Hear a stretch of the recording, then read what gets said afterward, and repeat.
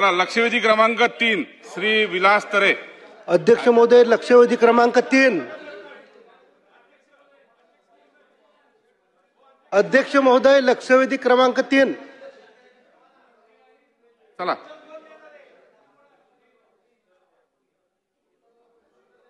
वितरित केल्याप्रमाणे. चला. अध्यक्ष महोदय,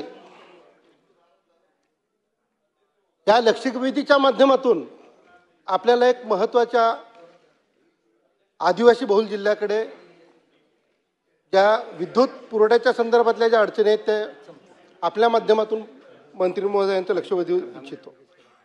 अध्यक्ष महोदय, पालघर जिल्हा हा आदिवासी बहुल असला तरी आज ह्या जिल्ह्यामध्ये अनेक शासनाचे प्रकल्प येत आहेत. ह्या जिल्ह्यामध्ये वाढवणसारखं मोठं पोर्ट बंदर आलेलं आहे. इथे ह्या जिल्ह्यामधून बुलेट ट्रेन जाते. ह्या जिल्ह्यामध्ये नवीन विमानतळ उभं होते. हा जिल्हा विकसित होत असताना देशाला महासत्ता बनवण्याचा एक महत्त्वाचा जिल्हा म्हणून ह्या जिल्ह्याचं नाव आहे. ह्या जिल्ह्यामध्ये एका बाजूला आर्थिक सक्षम जिल्हा आहे आणि दुसऱ्या बाजूला आदिवासी बहुल जिल्हा आहे. तिथे लाईट 3-3 दिवस अध्यक्ष महोदय लाईट जाते. ते माझे आदिवासी बांधव त्या अंधारामध्ये 3-3, 4-4 दिवस तिथे राहतात. पॉइंटेड प्रश्न घ्या. अशा परिस्थितीत अध्यक्ष महोदय महत्त्वाचा विषय आहे. लक्षवेधीच्या माध्यमातून मंत्री महोदयांना उत्तर देण्यासाठी पूर्ण विषय समजला पाहिजे. त्या माध्यमातून तो प्रश्न मला डेव्हलप करायचा आहे.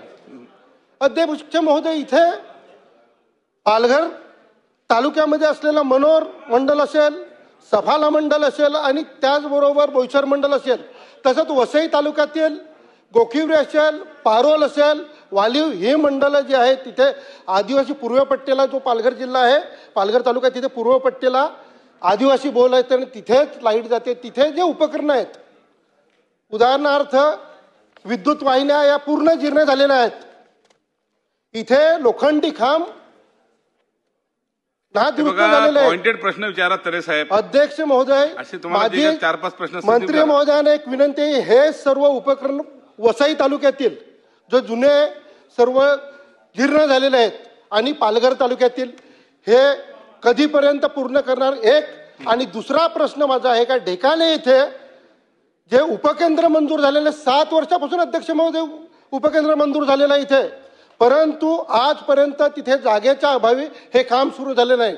जलसंपदा विभागाकडून ती जागा उपलब्ध झालेली आहे, परंतु अजूनही तिथे भाडे तत्वाच्या विषयासाठी हा प्रकल्प प्रलंबित झालेला आहे. तो एक कधी आणि टाइम पिरियडमध्ये हा प्रकल्प कधी सुरू करणार, हा एक माझा अध्यक्ष महोदयांकडे असे 2 प्रश्न आहेत. मंत्री महोदय. सन्मान्य सदस्यांनी जी लक्षवेधी विलास तारे साहेबांनी जी लक्षवेधी सूचना या ठिकाणी केलेली आहे, तर हा पूर्ण परिसर त्या ठिकाणी पालघर वसई हा त्या ठिकाणी विकास होत आहे आणि ऊर्जेची त्या ठिकाणी मागणी आहे. मनोर उपकेंद्रातून या ठिकाणी सप्लाय होत होता, पण 36 किलोमीटरची लाईन ही वन विभागातून येते आणि अनेक कारणांमुळे कधी त्या ठिकाणी ती वीज खंडित होते. म्हणून टेकाळे या ठिकाणी आपण 33 केव्हीचं एक उपकेंद्र मंजूर केलेलं आहे आणि ही जागेअभावी हा तिथे विलंब झालेला आहे. पण पाटबंधारे विभागाकडून आपण अत्यल्प दराने ही जागा